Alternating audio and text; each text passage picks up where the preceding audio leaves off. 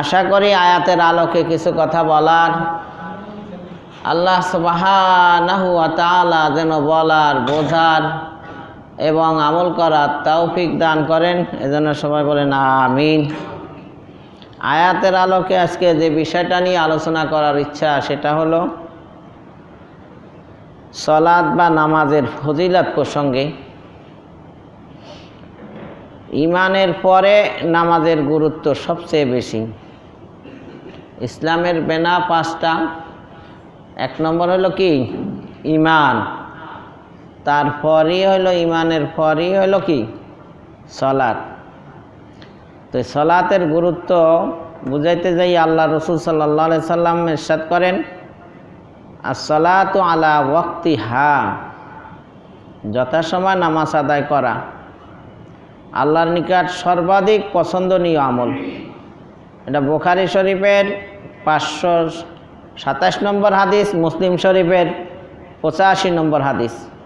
তাহলে বুখারী শরীফের হাদিস এবং মুসলিম শরীফের হাদিসে আসছে যে আল্লাহর নিকট সর্বাধিক পছন্দনীয় আমল হলো যথাসময় নামাজ আদায় করা। সময়ের যেন গড়িমসি না হয়, সময় মতো নামাজ পড়তে হবে। দৈনিক 5 ওয়াক্ত নামাজ আদায় করা ফরজ। 2-1 ওয়াক্ত আদায় করলো আর 2-1 ওয়াক্ত ছেড়ে দিল, এটা হলে হবে না। 5 ওয়াক্ত নামাজই কি? ফরজ। যদি কেউ নামাজ তরক করে এজন্য পরকালে তাকে শাস্তি ভোগ করতে হবে। আর যদি কেউ নামাজ অস্বীকার করে তাহলে সে কাফের হয়ে যাবে। নামাজ আদায় করা এক জিনিস, আদায় না করা আর এক জিনিস, আর অস্বীকার করা আর এক জিনিস। সালাত আদায় করলে সে মুসলমান হিসাবে রইল। সালাত যদি আদায় সবটা না করে বা সালাত আদায় নাই করে তাহলে সে ফাসেক হয়ে গেল, আর অস্বীকার করলে সে কাফের হয়ে গেল। ইসলামের কোনো বিধান অস্বীকার করা যাবে না। কোরআন, পরিপূর্ণ কোরআনের প্রতি ঈমান আনতে হবে। একটা আয়াতও কেউ অস্বীকার করলে বা একটা অর্ডারও যদি কেউ অমান্য করে সে কাফের হয়ে যায়। তো 500 আয়াত আছে, বিধানগত আয়াত 500। এই 500 আয়াতের কোনো একটা আয়াত অস্বীকার করা যাবে না। পুরা কোরআন শরীফ সবই আল্লাহর বাণী, আল্লাহর হুকুম, এটা মানতেই হবে। সেখানে হজের আয়াত অস্বীকার করলেও সে কাফের, সিয়ামের আয়াত অস্বীকার করলেও কাফের, সালাতের আয়াত অস্বীকার করলেও কি? সে কাফের। তো জামাতে নামাজ আদায় করার নির্দেশ প্রসঙ্গে আল্লাহ তাআলা সূরা বাকারা 2 নম্বর সূরা 43 নম্বর আয়াতে বলেন, ওয়াকিমুস সালাতা ওয়া আতুজ যাকাতা ওয়ারকাউ মা'আর রাকিঈন। তোমরা নামাজ কায়েম করো এবং যাকাত দাও এবং রুকু করো তাদের সাথে যারা রুকু করে। যারা রুকু করে তাদের সাথে রুকু করো, তার মানে কি? জামাতে সালাত আদায় করো রুকুকারীদের সাথে। তাহলে একা একা না তো, রুকুকারীদের সাথে মানে জামাতে নামাজ আদায় করো, এটা কোরআনেই বলতেছে। এই জন্য আবু হানিফা রাহমাতুল্লাহ এটাকে সুন্নত বলেন, এই মর্মে যে আল্লাহ রসুল সাল্লাল্লাহু আলাইহি সাল্লাম শেষ ইন্তেকালের পূর্বে জামাত ছাড়াও সালাত আদায় করছেন। যদি সব সময় আদায় করত, জামাত ছাড়া যদি কখনোই আদায় না করত তাহলে এটা হয়ে যেত ওয়াজিব। তো সাধারণত তিনি সব সময় আদায় করতেন। এই হিসাবে কোনো ইমামগণ এটাকে জামাতে নামাজ পড়া ওয়াজিবও বলছেন, এবং আবু হানিফা রাহমাতুল্লাহ এটাকে সুন্নাতে মুআক্কাদা, খুব গুরুত্ব সহকারে জামাতে আদায় করার কথা বলা হয়েছে। তো আল্লাহ তাআলা যেভাবে বলেন সেটা তো ফরজ হয়ে যায়। আল্লাহ বলতেছে তোমরা নামাজ কায়েম করো এবং যাকাত দাও এবং রুকু করো তাদের সাথে যারা রুকু করে। তো সেই হিসাবে একবারও আদায় করলে তো ফরজ আদায় হয়েই গেল। প্রতিদিন না করে যদি একবারও করে তাহলেও তো আল্লাহর হুকুম কি হয়ে গেল? ফরজটা তো আদায় হয়ে গেল। জামাতের নামাজ যদি একবার আদায় করে তাহলে তো আল্লাহর হুকুমটা পালন করা হয়ে গেল না? তাহলে সবসময় করলে তো ভালো, একবার করলেও অন্তত আল্লাহর হুকুমটা হয়ে গেল আর কি। তো এখানে আবু হানিফা রাহমাতুল্লাহ বলেন যে না, জামাতে নামাজ পড়া এটা সুন্নাতে মুআক্কাদা, খুব গুরুত্বপূর্ণ একটা সুন্নাত। যারা সব সময় জামাত তরক করে, কোনো ইমামে বলছেন ওকে নামাজ না পড়লে যেমন হত্যা করা যায়, ওকেও তেমন এরকম হত্যা করার বিধান আছে।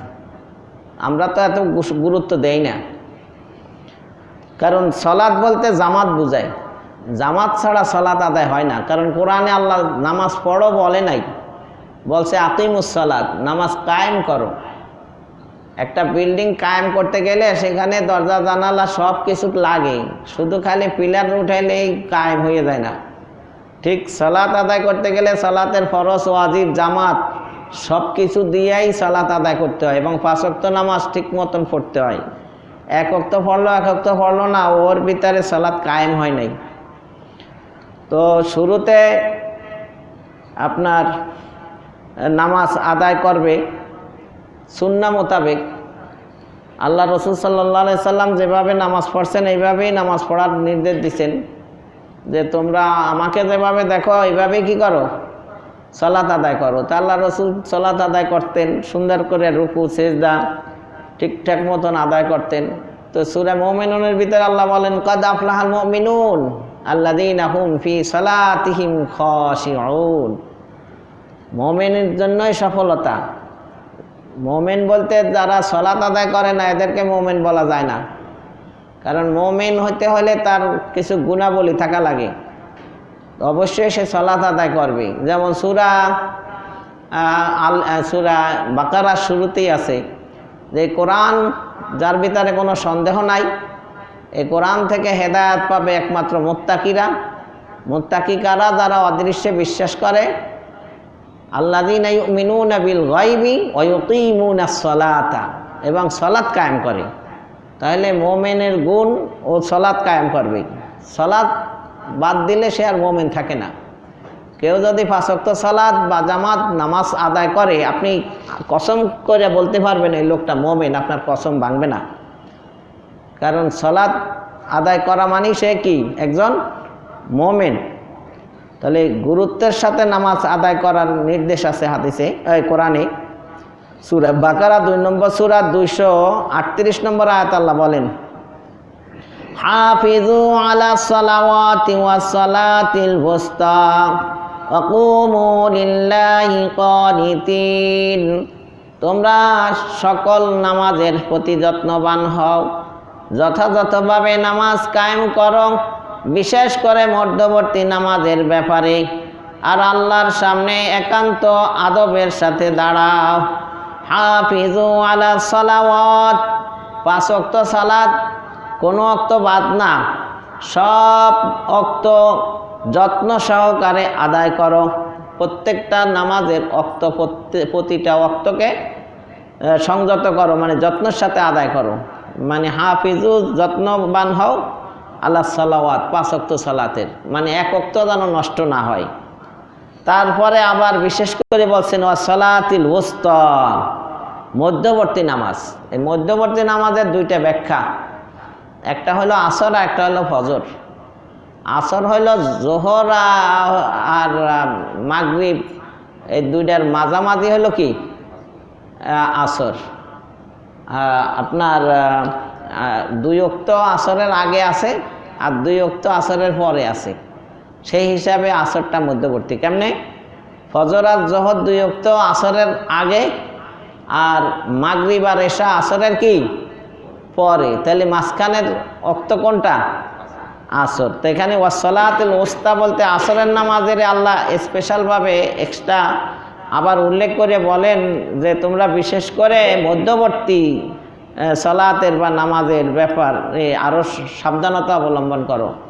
তাহলে আর কেউ কেউ বলছেন যে না, ফজরের নামাজটাও, কারণ দিনের নামাজ আছে 2 ওয়াক্ত, জোহর আসর, আর রাতের নামাজ হইল মাগরিব আর এশা।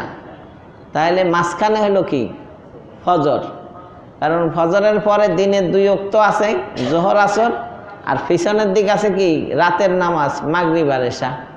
সূর্য না ডুবলে তো আর মাগরিব পড়ে না, তা মাগরিব তো রাতের নামাজ, আর এশা তো রাতের নামাজই।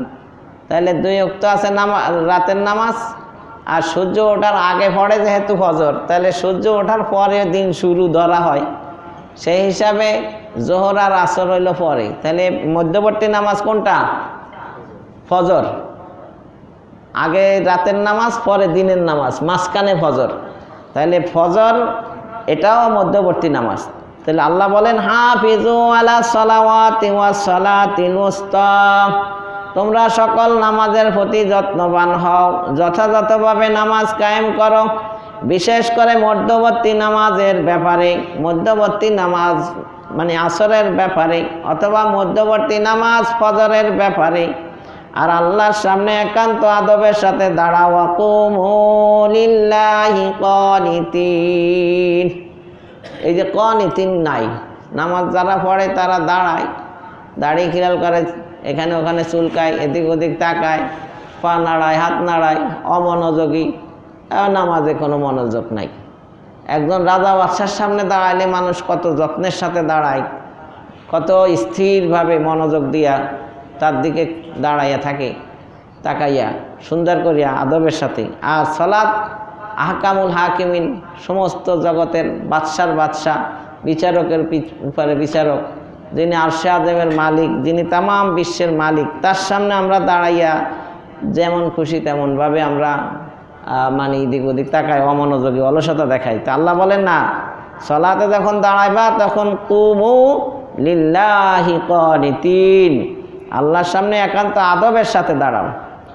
একাগ্রতার সাথে নামাজ আদায় করার ফজিলত প্রসঙ্গে আল্লাহ তাআলা সূরা মুমিনুন, যেটা একটু আগে বললাম, এটা 23 নম্বর সূরার 1 এবং 2 নম্বর আয়াতে আল্লাহ বলেন قد أفلح المؤمنون الذين هم في صلاتهم خاشعون, নিশ্চয় ওই সকল ঈমানদারগণ সফল কাম হয়েছে যারা তাদের নামাজ খুশু খুজুর সাথে আদায় করে। খুশু খুজু একাগ্রতার সাথে, কায় মনোবাক্যে, কায়া দেহ, মন, অন্তর আর বাক্য, মুখ দিয়া যা বলে, মানে সব যেন আল্লাহর ধ্যান খেয়ালে হয়। মানে কায় মনোবাক্যে মানে পুরা শরীর দিয়া, মন দিয়া, শরীর দিয়া, মুখ দিয়া যা বলবে খুব ধ্যান খেয়ালের সাথে। এটা শব্দটা উচ্চারণের সময় শুদ্ধ সুন্দর করে উচ্চারণ করবে, মাখরাজ থেকে অক্ষর উচ্চারণ করবে, মদ গুন্না ঠিক মতন দিবে, তাজবিদ সহকারে পড়বে। ওয়ারাত্তিল কোরআন তারতিলা, ধীরস্থির সাথে থেমে থেমে, আর অর্থের দিকে খেয়াল করবে, তাহলে খুশু খুজু আসবে। এবং যেদিকে তাকাইয়া থাকার দরকার ওদিকেই তাকাবে। দাঁড়ানো অবস্থায় সিজদার দিকে, রুকুতে গেলে 2 পায়ের মাঝখানে, সিজদায় গেলে নাকের ডগায় বসলে কোলের দিকে তাকাবে।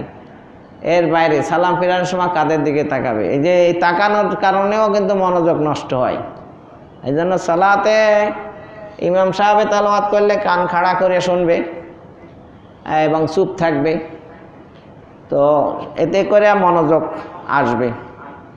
নামাজে অলসতা করার শাস্তি আছে কোরআনে। সূরা মাউন এর 4 এবং 5 নম্বর আয়াত আল্লাহ বলেন ফাওয়াইলুল লিল মুসাল্লিন আল্লাযীনা হুম আন সালাতিহিম সাহুন, দুর্ভোগ ওইসব মুসল্লিদের জন্যে যারা তাদের সালাত থেকে গাফিল, উদাসীন। দুর্ভোগ ওইসব মুসল্লিদের জন্য। ওয়াইল নামক দোজক, যেটা আগুনের না বরফের, আগুনের চাইতে বরফের ঠান্ডার শাস্তি আরও বেশি। তো এই ওয়াইল নামক দোজক বা দোজকের একটা উপত্যকা, ওখানে দেওয়া হবে ওইসব মুসল্লি, নামদারি মুসল্লি, যারা নিজেদেরকে মুসল্লি মনে করে কিন্তু প্রকৃতপক্ষে তারা সালাত থেকে গাফেল, উদাসীন। তারা 5 ওয়াক্ত সালাত ঠিক মতন আদায় করে না, 1 ওয়াক্ত করে, তার 1 ওয়াক্ত করে না। এগুলা মুনাফিকদের স্বভাব। আরবে মদিনার মুনাফিকেরাও এরকম সালাত আদায় করতো, আবার করতো না। ফজরের নামাজ তো জীবনেও করে না এরা, কারণ এরা তো ঘুমায়, আল্লাহর ভয়ে তো এরা পড়ে না, এরা লোক দেখানোর জন্য পড়ে। তাহলে এরা হলো মুনাফিক। এই মুনাফিক মার্কা মুসল্লি যারা, তাদের জন্যই কি এই দুর্ভোগ, মানে জাহান্নাম।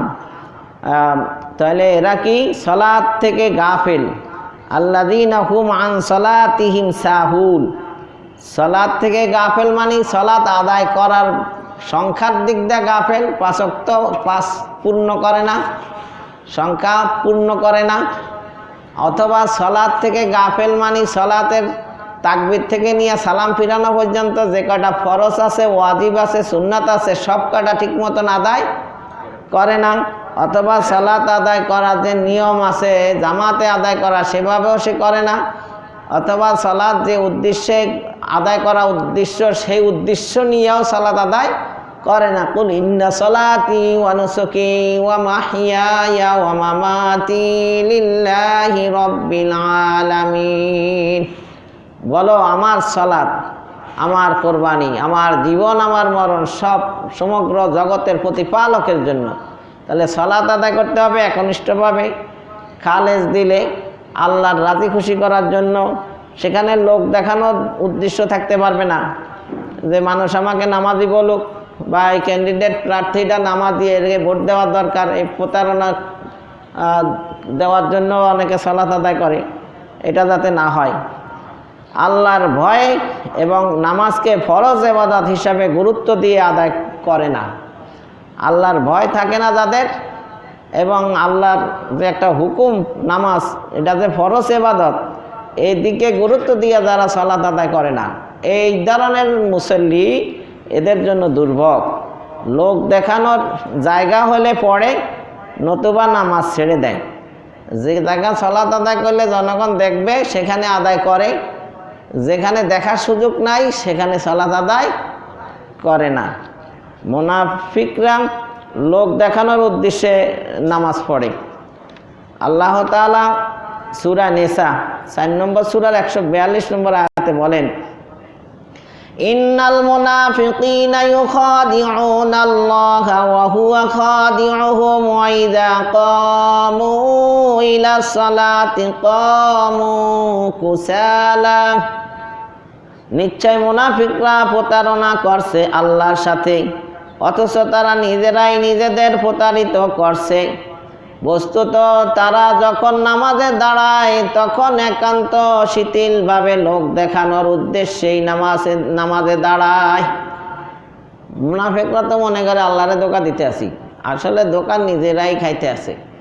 কেউ যদি সালাত আদায় না করে, সিয়াম পালন না করে, হজ পালন না করে, জাকাত না দেয়, শরীয়ত পালন না করে, দিন ধর্ম পালন না করে, এতে তো আল্লাহর কিছু আসে যায় না, বরং যে পালন করে না তারই ক্ষতি, তার জন্যই জাহান্নাম অপেক্ষা করতেছে। তাহলে আমরা কারে ধোঁকা দিতে আসি? নিজেরে নিজে ধোঁকা দিতে আসি। তা আল্লাহ বলেন নিশ্চয় মুনাফিকরা প্রতারণা করছে আল্লাহর সাথে। এরা মনে করে যে আমরা আল্লাহর সাথে প্রতারণা করতেছি, অথচ তারা নিজেরাই নিজেদের প্রতারিত করছে, নিজেরাই নিজেদেরকে প্রতারিত করতেছে, নিজেরাই নিজে ঠকাইতেছে, নিজের পায়ে নিজে কুড়াল মারতেছে। তাহলে বুদ্ধিমান যারা, তারা তো নিজের ক্ষতি করে না। তো যারা সালাত আদায় করে না, এরা নিজের ভালো নিজে চায় না। যারা নিজের ভালো চায় তারা অবশ্যই সালাত কি করে? আদায় করে। কারণ সালাতের উপকারিতা, বেনিফিট তো নিজেই পাবে। সালাত আদায় করলে যে লাভ, এটা তো অন্যরা পাবে না, সে নিজেই পাবে। আর সালাতু মিফতাহুল জান্নাহ, নামাজ বেহেশতের চাবি। তো চাবিটা লইলে তো জান্নাতে ঢুকতে পারবে। জান্নাতে যাইতে চায়, চাবি নিতে চায় না, তো জান্নাতে ঢুকবে কিভাবে? তাহলে বোঝা গেল যারা নামাজ পড়ে না তারা জান্নাতেও যাইতে চায় না।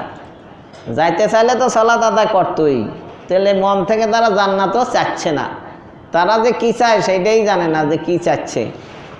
কারণ দুনিয়া সফলতাও কিন্তু সালাত আদায়ের ভিতরে। যারা সালাত আদায় করে এরা ভালো স্টুডেন্ট হয়, এদের রেজাল্ট ভালো হয়, এদের সম্মানসূচক একটা চাকরি হয়, জব করে, ব্যবসা করলেও ভালো পজিশনে যায়। এদেরকে আল্লাহ উন্নতি, অগ্রগতি, তরাক্কি দুনিয়াতেও দান করেন, আখেরাতেও দান করবেন, বলেন সুবহানাল্লাহ। তাহলে সালাত আদায় করলে সামাজিকভাবেও সে মূল্যায়ন পায়। মানুষ একজন নামাজি কর্মচারী, কর্মকর্তারে স্যালুট দেয়, সম্মান করে। তাইলে নামাজ পড়বে না কেন? নামাজ পড়লেই তো তার লাভ। কোনো অবস্থায় নামাজ তরক করার অনুমতি নেই।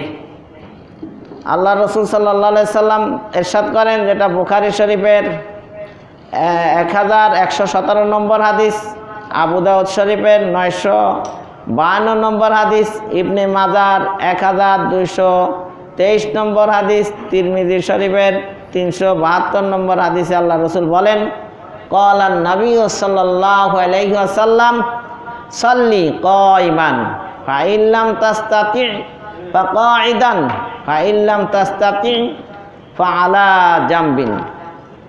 হযরত ইমরান ইবনে হুসাইন রাদিয়াল্লাহু তাআলা আনহু থেকে বর্ণিত, নবী করিম সাল্লাল্লাহু আলাইহি ওয়াসাল্লাম বলেন, তুমি দাঁড়িয়ে নামাজ আদায় করো, যদি অসুস্থতার কারণে সক্ষম নাও হও তবে বসে আদায় করো, যদি তাও সক্ষম না হও তবে শুয়ে আদায় করো।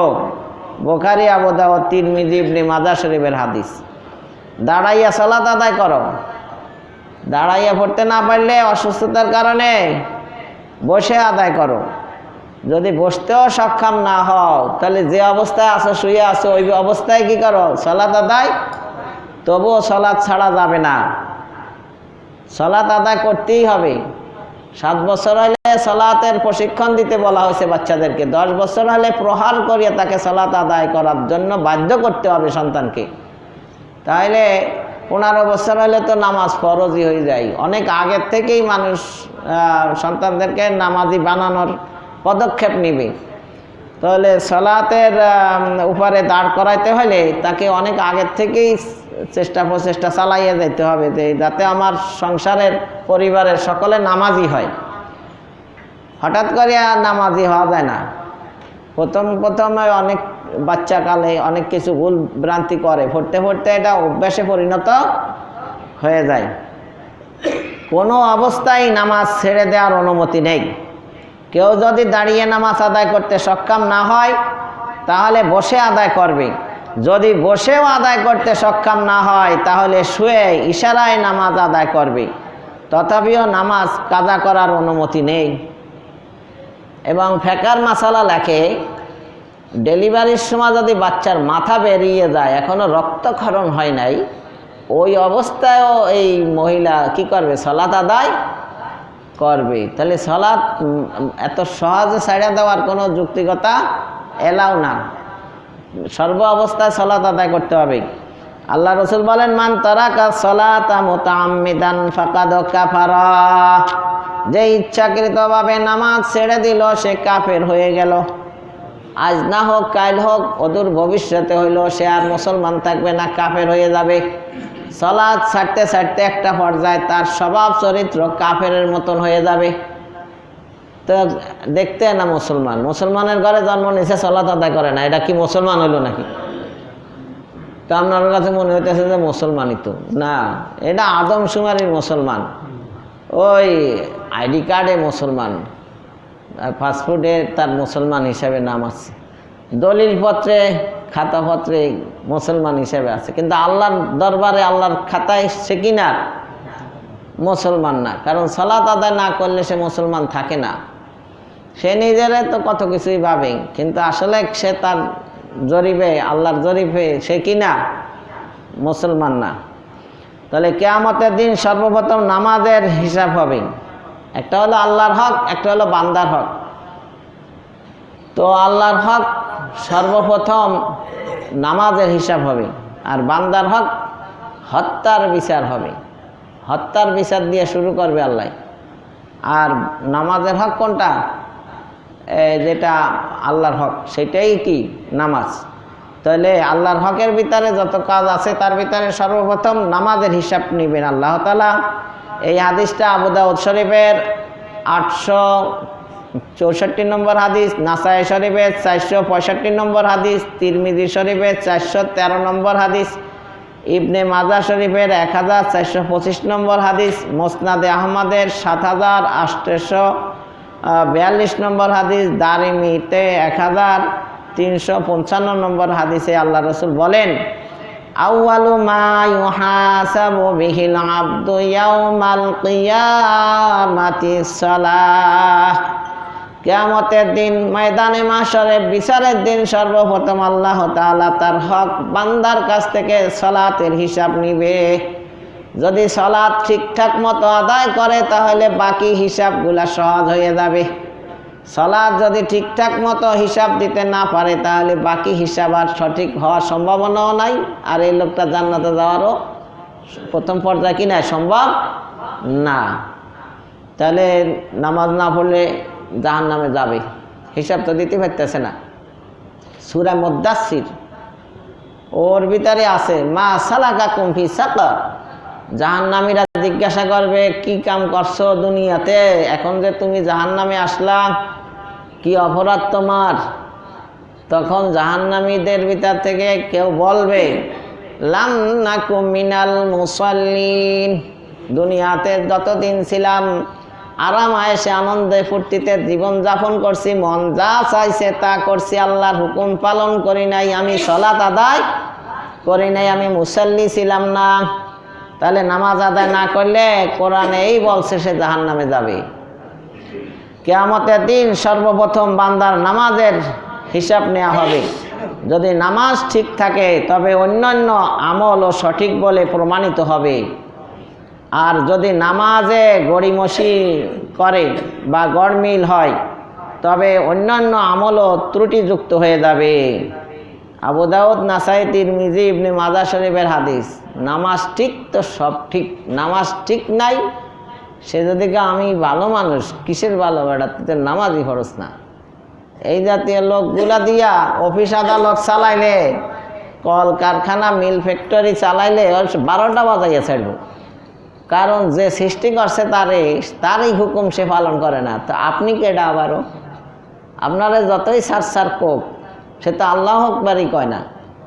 আল্লাহ যে মহান সেইটাই তো সে স্বীকার করে না। তা আপনারা সার কয় স্বার্থে, তার স্বার্থ উদ্ধারের জন্য, দুনিয়ার হীন স্বার্থ আপনার আত্মসাৎ করার জন্য, আপনার টাকা পয়সা মারার জন্য আপনারে সার করতে আসে। এজন্য হযরত ওমরে ফারুক রাদিয়াল্লাহু তাআলা আনহু তিনি বলেন, আমার শাসন আমলে কোনো কর্মকর্তা যদি নামাজ না পড়ে ওরে আমি ছাঁটাই করে ফেলবো, ওরা আমার শাসন আমলে কোনো সরকারি জব চাকরি দেওয়া হবে না, আরে চাকরিচ্যুত করা হবে। কারণ যে তারে সৃষ্টি করছে, যে কর্মচারী সেই সৃষ্টিকর্তারই হুকুম পালন করে না, সালাত আদায় করে না, সেই সৃষ্টিকর্তারই যে ধোকা দেয় যে কর্মচারী, সে আমি ওমরকে তো 1000বার ধোকা দিতে পারে। তোরা বিশ্বাস কি? বর্তমানে যত দুর্নীতি হইতে আছে এরা আল্লাহ ভীরু না। আল্লাহর ভয় থাকলে তার ভিতরে দুর্নীতি থাকে না। দুদক তলব করবে এই চিন্তা কার মাথায়? যার মাথার ভিতরে থাকে যে হাসরের মাঠে আল্লাহর সামনে দাঁড়াইতে হবে, সে তো দুদকের ভয় পায় না। কারণ কি? সে ঠিক মতনই ট্যাক্স ব্যাট সব কি আদায় করে। কারণ দুনিয়াতে পার পাইলেও পরকালে হাসরের মাঠে তো আল্লাহর সামনে দাঁড়াইতে হবে। রাজস্ব টাকা ফাঁকি দিলে তারও তো একটা কি আছে, জবাবদিহিতা আছে। তো নামাজ হচ্ছে জান্নাতের চাবি। তিরমিজি শরীফের 4 নম্বর হাদিস এবং মুসনাদে আহমদের 14,662 নম্বর হাদিসে আল্লাহ রসুল বলেন, আন জাবির ইবনে আব্দুল্লাহ রাদিয়াল্লাহু আনহু قال رسول الله صلى الله عليه وسلم মিফতাহুল জান্নাতি সালাতু ওয়া মিফতাহুস সালাতিল উযু। হযরত জাবির ইবনে আব্দুল্লাহ রাদিয়াল্লাহু তাআলা আনহু থেকে বর্ণিত হাদিস। আল্লাহর নবী বিশ্ব নবী রাহমাতুল লিল আলামিন বলেন, বেহেশতের চাবি হচ্ছে নামাজ। বেহেশতের চাবি কি? নামাজ। আর নামাজের চাবি হইল উযু। উযু ছাড়া নামাজ হয় না। নামাজ ছাড়াও জান্নাতে প্রবেশ করার কোনো অপশন কি নাই। তাহলে আপনি চান আপনার ছেলে মেয়েরা জান্নাতে যাক, তাহলে প্রত্যেকের কি নামাজি বানাইতে হবে, না হলে তো আপনার ছেলে মেয়েরা জান্নাতে যেতে পারবে না। আপনি নিজেও জান্নাতে যেতে পারবেন না যদি নামাজ না পড়েন, সন্তানরাও কি যাইতে পারবে না। তো কোনো মহিলা যদি কয় যে আমার সন্তানেরা খুব ঘুমের ভিতরে আছে, আমি কিভাবে উঠাই, তো ঘরে আগুন লাগলে ভূমিকম্প হইলে তখন বাচ্চারা কি করে, মাই টান না উঠায় না, নাকি কি ঘুমাইতেছে থাক আরামে, কি করে উঠাইয়া টান দিয়ে উঠাইয়া যেভাবেও করে বাইর করতে চেষ্টা করে নাকি। তো দুনিয়ার ঘরে আগুন লাগলে যদি মা তার সন্তানকে টেনে উঠায়, তাহলে জাহান্নামে যাবে, জাহান্নামের আগুনে জ্বলবে। কথা যদি কোনো মায়ের অন্তরে বিশ্বাস জন্মে তাহলে তার সন্তান নামাজ না পড়িয়া থাকতে পারে না। অনেকে রোজা রাখতে দেয় না, কষ্ট বোঝে বাচ্চার, মায়া বেশি তো। কিন্তু আপনি কি জানেন যে এই সন্তান যদি রোজা না রাখে তাহলে পরকালে যে জাহান্নামের আগুনে কষ্ট করবে? তাহলে দূরদর্শিতা নাই, ফিউচার ভবিষ্যতে চিন্তা মাথায় নাই। এই জন্যই বাচ্চাদেরকে ঘুম দেয় উঠায় না, স্বাস্থ্য নষ্ট হইব দেখে রোজা রাখতে দেয় না। আপনি যে বাচ্চারে আদর করিয়া মাটি মুছা দিতে আসেন, সাবান দিয়ে শরীর কসলাইয়া গোসল করাই দিচ্ছেন, মরার পরে তো মাটির ভিতরেই রাখতে হবে। তাহলে আপনার ভবিষ্যতে চিন্তা তো করতে হবে। এই দুনিয়া চিন্তা করিয়াই যদি ওরে খালি এই সুখে থাকুক, শান্তিতে থাকুক, হ্যাঁ কথা ঠিক আছে, কতদিনের জন্য? দুনিয়ায় মানুষ বাঁচে কয়দিন? হাসরের মাঠের একদিনের সমান হতো না দুনিয়ার জীবনটা। এই সামান্য সময় সুখ শান্তি করিয়া অনন্তকাল কষ্ট করা, এটা তো বুদ্ধিমানের কাজ না। যারা যথাসময় 5 ওয়াক্ত নামাজ আদায় করবে আল্লাহ তাদেরকে 5টি পুরস্কার দিবেন। বলেন সুবহানাল্লাহ। কয়টা পুরস্কার দিবেন? 1 নম্বরে রিজিকের অভাব দূর করে দিবেন। যে রিজিকের লাগিয়া সকাল থেকে সন্ধ্যা পর্যন্ত বা রাত 10টা 11টা 12টা 3টা পর্যন্ত খালি টেনশন, কি খাবো, কোত্থেকে খাবো, কে খাওয়াইবে, এই চিন্তা। আমাদের হুজুরে বলছিল বলা হয়নি কি পড়ামো, এমন একটা মেশিন বাড়াইতো যে মেশিনটা মাথার উপরে ধরলে ওর মাথার ভিতরে কি ঘুরপাক চিন্তা আছে ওইটা বাড়াই আসতো। আবার হুজুর নিজেই কয় মেশিনটা যদি বাইরে হইয়েও যায় আর এই মেশিন রাখা হয় তাহলে আমার মনে হয় 3 কথা বাড়াইব, কি খাবো, কোথেকে খাওয়াবো, খাবো, কে খাওয়াবে, এইটাই বাড়াইব মাথার ভিতর থেকে। তার মানে মানুষের মাথার ভিতর খালি এই চিন্তাই বেশি। অথচ আল্লাহ হলেন রিজিক দাতা। বান্দা কেন ঘামায় মাথা, ক্ষুদ্র মাথায় ধরবে কি আর পাকে লাহিসান। আল্লাহ হইল রিজিক দাতা। ও আমর বিসসালাত, আল্লাহ রসুল সাল্লাল্লাহু আলাইহি সাল্লামকে আদেশ করেন আল্লাহ সূরা তোহার ভিতরে, ও আমর বিসসালাত। আল্লাহ তাআলা বলেন যে আপনি নামাজের আদেশ করেন আপনার পরিবার পরিজনদেরকে। ওয়াস্তাবির আলাইহা, আপনিও সালাতের উপরে দৃঢ় থাকেন, অটল অনর অচল থাকেন, নামাজের উপর স্থির থাকেন। ওয়াস্তাবির আলাইহা লা নাসআলুকা রিজকান, আমি মুহাম্মদ তোমার কাছে তো আমি রিজিক চাই না। কে বলেন? আল্লাহ কি মূর্তিগো মতন প্রসাদ চায়?